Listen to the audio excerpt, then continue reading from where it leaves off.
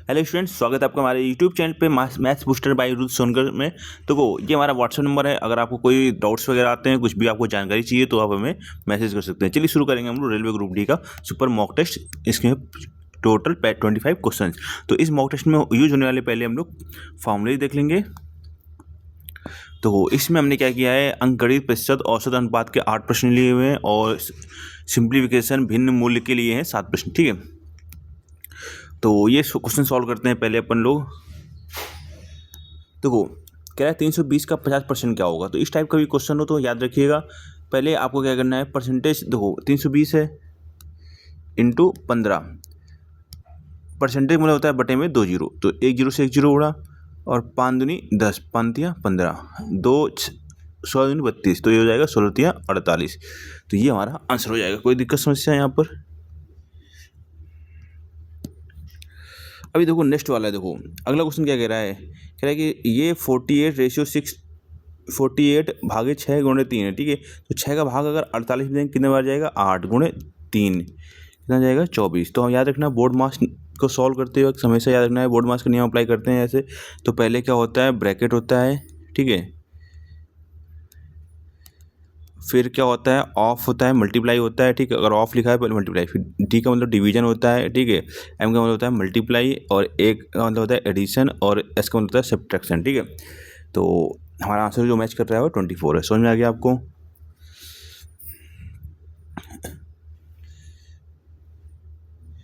देखो भाई अगला क्वेश्चन देख लेते हैं। कह रहा है कि ये है, इसका औसत क्या होगा। ठीक है,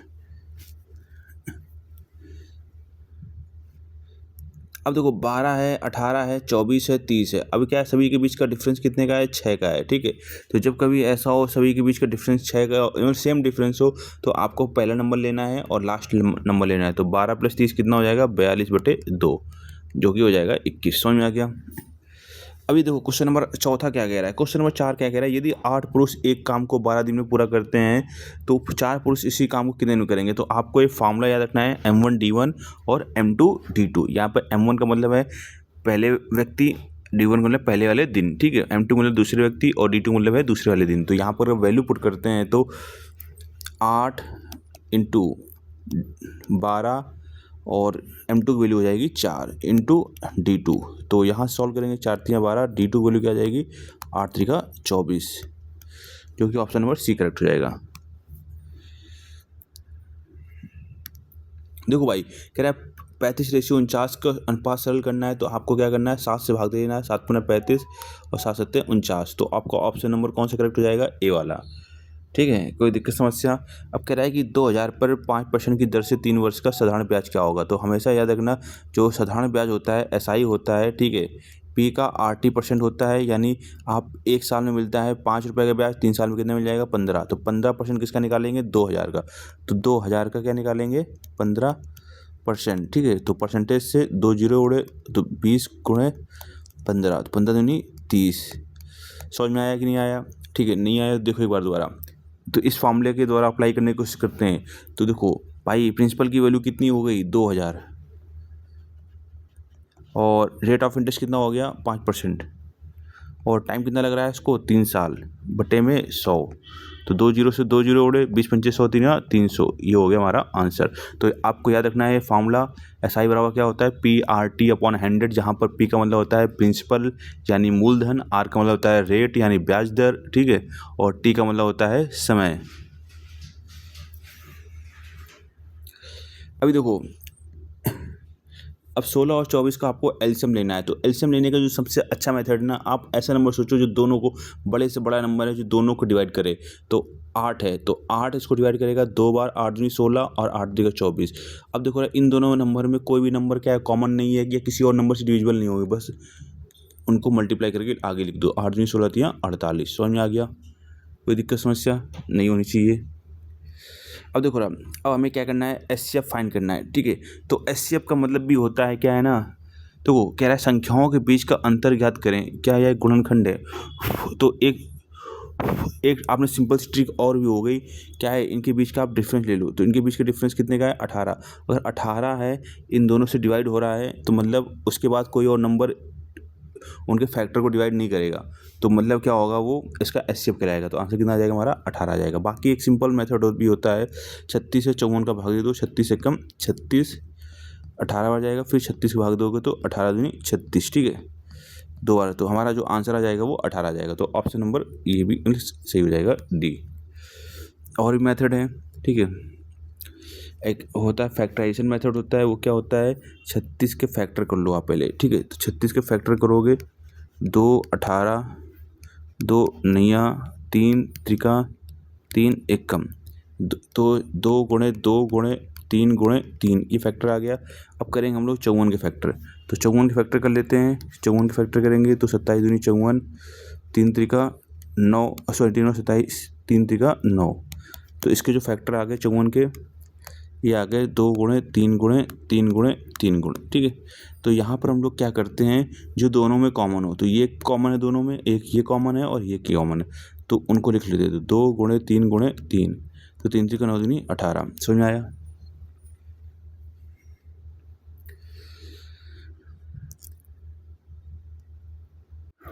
देखो हमारा अगला क्वेश्चन है लाभ और हानि से है, ठीक है। तो क्या कह रहा है कि कह रहा है यदि क्रय मूल्य है, ठीक है, कह रहा है यदि क्रय मूल्य है ठीक है 800 रुपये है, विक्रय मूल्य है वो 920 है, तो लाभ प्रतिशत क्या क्या हो। तो क्रय मूल्य क्या होता है जिस पे कोई चीज़ खरीदी जाती है, विक्रय मूल्य क्या होता है जिस पे कोई चीज़ बेची जाती है। समझ में आई बात इतनी? तो अब हमें अगर प्रॉफिट निकालना है तो प्रॉफिट के केस में हमेशा जो एसपी होगा, ठीक है, एसपी होगा वो हमेशा क्या होगा, ज़्यादा होगा, तो एसपी माइनस सीपी, यानी विक्रय मूल्य माइनस क्रय मूल्य। तो विक्रय मूल्य की वैल्यू कितनी है, 920 है, ठीक है, एसपी। सीपी की वैल्यू कितनी है, 800 है। तो कितना आ जाएगा, प्रॉफिट 120 का, प्रॉफिट आ गया 120 का। हमें निकालना है लाभ प्रतिशत। तो लाभ प्रतिशत का फॉर्मूला क्या होता है, प्रतिशत लाभ बराबर लाभ बटे सीपी इंटू 100। तो प्रतिशत प्रॉफिट, तो लाभ कितने का हो रहा है, 120 का हो रहा है, और सीपी कितना की मैंने, 800 रुपये, ठीक है। कितने में खरीदा तो उसने, 800 में, इंटू 100। तो 2 जीरो से 2 जीरो उड़े, 15 अट्ठे 120। तो हमारा जो आंसर आ जाएगा वो आ जाएगा 15%। कोई दिक्कत समस्या?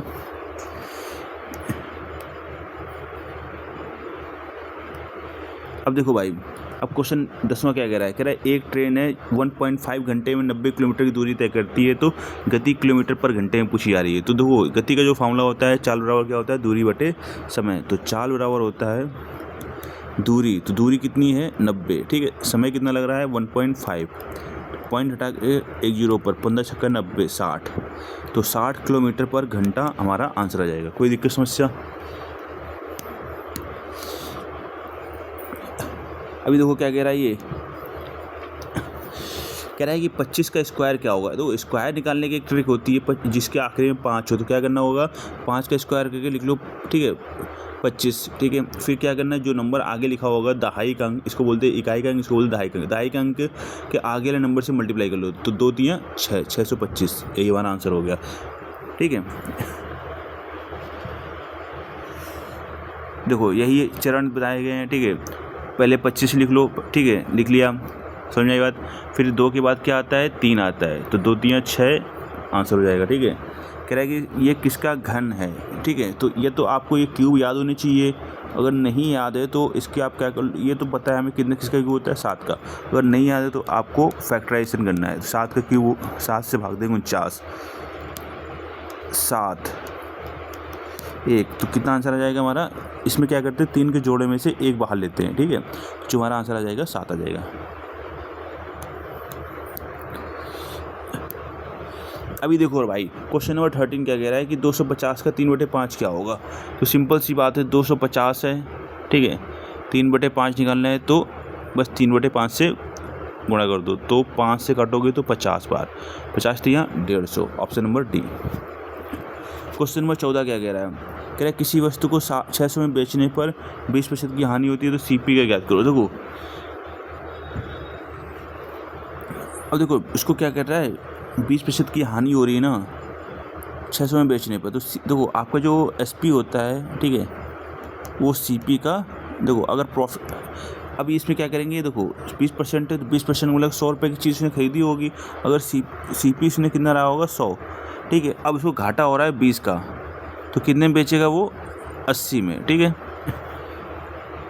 समझ में बात, तो CP कितना है हमारा 600 और 80, एक मिनट सॉरी 600 में बेचने पर, ठीक है, सॉरी ये SP दिया हुआ है, एक मिनट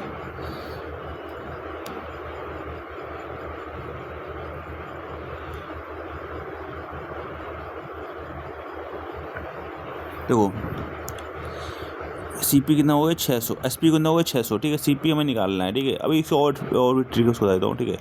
अब CP निकालना है तो देखो रहा 0 से 0 गया, ठीक है, और 60 और परसेंटेज मतलब होता है 100 ऊपर जाएगा बटे में 8, ठीक है। तो 4 दूनी 8, 25 चौको 100, 30, तो CP राव कितना हो जाएगा 750। अब देखो इसकी और भी मेथड है, ठीक है, सॉरी CP ना सर, इसका और भी मेथड है, ठीक है। और मेथड देख लेते हैं क्या है, तो सिंपल वाले भी देख लेते हैं भाई। ये तो बहुत ही, ठीक है, ऐसा लग रहा है डिफिकल्ट वाला, डिफिकल्ट नहीं है भाई। देखो ये अगर आपने ये चीज़ समझ ली ना, देखो अगर आपने CP माना है 100, ठीक है, अब आपको 20 की हानि हो रही है तो मतलब 80 में बेचेगा, तो जो 80 वाली वैल्यू है, ठीक है, वो किसके बराबर है 600 में बेचने पर, 600 में बेचने पर, ये लाइन पड़ेगा। तो 80 वाला वैल्यू कितनी होगी 600 इंटू हमें क्या निकालना है CP हमसे कितना होता है 100 होता है, ठीक है। 20 चौको 80, 20 पंचे 100, तो 15 चौको 60, 150, तो 15 50 75, 750। ऑप्शन नंबर C समझ में आया। और भी मेथड देखना चाहते हो, देखो भाई और भी मेथड देख लो। तो अगला मेथड इस, तो 20% का मतलब क्या होता है 1/5। देखो 5 रुपये की चीज़ है, 1 रुपये घाटे में बेचेगा, तो कितने बेचेगा 4 में बेचेगा। ये हो गया आपका CP हो गया, ठीक है। नीचे वाली जो वैल्यू होती है CP हो गया, ये हो गया आपको घाटा हो गया, ठीक है। तो अब 4 रुपये की चीज़ है, तो कितने उसकी वैल्यू कितनी है 4 वाली वैल्यू 600, हमें कितनी वाली वैल्यू चाहिए 5 वाली वैल्यू, तो 15 चौको 60, 15 5 75, 750।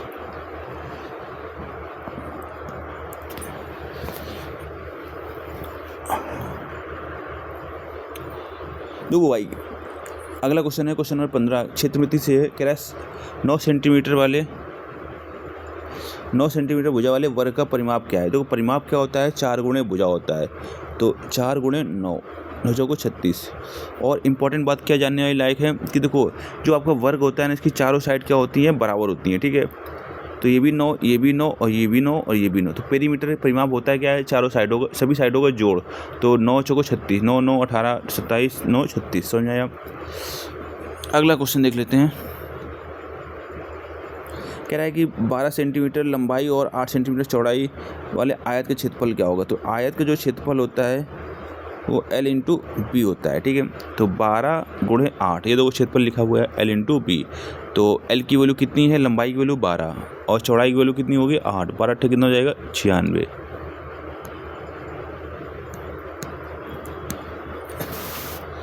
अभी भाई देखो रहा क्वेश्चन नंबर 17 देखो क्या कह रहा है कि 450 का 18% क्या होगा। तो समझो रहा 450 है 18%, तो परसेंटेज जब हटाते हैं तो बट्टे में क्या आता है 100 आता है। तो एक जीरो से एक जीरो उड़ा। अब समझो रहा 2 नहीं 18, 2 पंचे 10, 5 से काटोगे 15 45, तो 9 नहीं है 81। देखो अब कह रहा है समय क्वेश्चन नंबर 18 क्या कह रहा है हल करना है, ठीक है।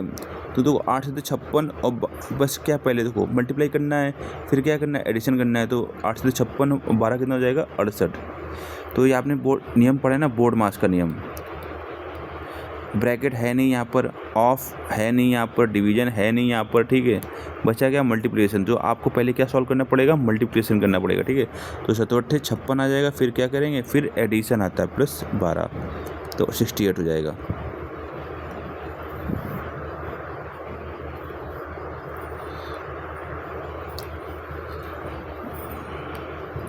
क्वेश्चन नंबर 19 देख लेते हैं भाई क्या कह रहा है कि 5 पेन की कीमत है वो 75 है, 8 पेन की कीमत क्या होगी। तो समझो रहा अगर 5 पेन की कीमत है 75, तो 5 पेन की कीमत तो 75 ज़्यादा होगी, तो 1 पेन की कीमत क्या होगी हमेशा कम होगी। तो कम के लिए क्या करते हैं डिवाइड। तो 1 पेन की कीमत, ठीक है, 75/5, तो ये हो जाएगा 15, ठीक है। तो 8 पेन की कीमत कितनी हो जाएगी, तो 8 पेन की कीमत क्या होगी 15 गुना होगी। तो 15 गुणे 8, 15 8 120। अभी देखो भाई कह रहा है प्रथम 5 प्राकृतिक संख्याओं का औसत क्या होगा। सिंपल सी बात है, देखो जो प्राकृतिक संख्याएं होती हैं भाई ये चीज़ इंपॉर्टेंट है, वो कहाँ शुरू होती है 1 2 3 4 5 से, ठीक है। तो लेकिन इसका फॉर्म अब ऐसे तो मान लो जो 5 है तो आप तो ऐसे लिख के सॉल्व कर लो, कोई दिक्कत नहीं भाई। 5 और 9 3 12 2 14 1 15, ठीक है। अब पूछा क्या गया, औसत पूछा गया। तो औसत क्या होता है, जोड़ बट्टे जितनी संख्याएं हैं 5, तो 3 आ जाएगा आंसर, कोई दिक्कत नहीं, ठीक है।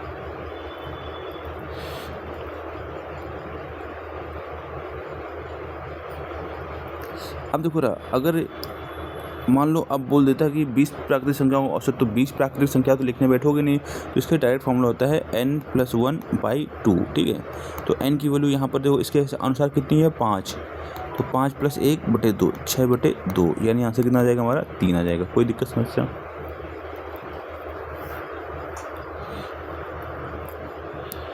अभी देखो क्वेश्चन नंबर 21 क्या कह रहा है, 0.75 को भिन्न के रूप में व्यक्त करना है, ठीक है। तो भिन्न के रूप में व्यक्त करने का मतलब देखो सिंपल है, पॉइंट हटाओगे बटे में 100 आएगा, 25 3 75, 25 को 100, तो आंसर कितना आ जाएगा 3/4। अब कह रहा है एक संख्या का 40% 20 है, 120 है, तो देखो 40% है ना वो 120 के बराबर, जिसके बराबर होता है उसको ऊपर लिख लो भाई, ठीक है। संख्या क्या होती है, हमेशा 100% ही होती है, समझ में बात। 20 दूनी 40, 20 पंचे 100, 2 छंग 12 60, गुणे 5 कितना हो जाएगा 300, समझ में आया भाई।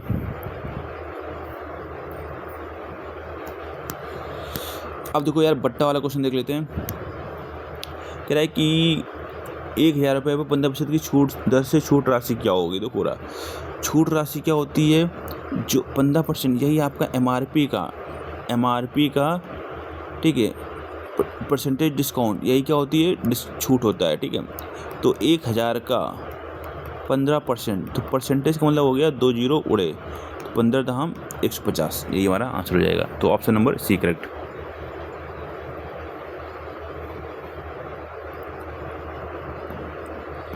अगला देखो भाई कह रहा है कि 9 का स्क्वायर 4 का स्क्वायर कितना होगा। तो 9 का स्क्वायर तो 81 होता है, 4 का स्क्वायर होता है 16, 81 16 कितना हो गया 97।